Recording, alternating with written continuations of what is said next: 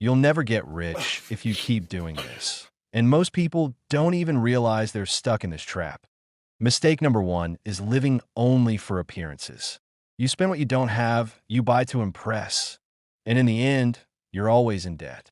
Rich in appearance, poor in reality.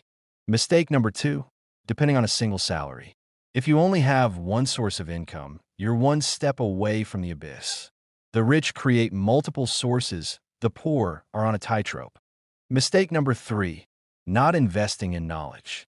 Those who don't learn repeat the same mistakes. And guess what?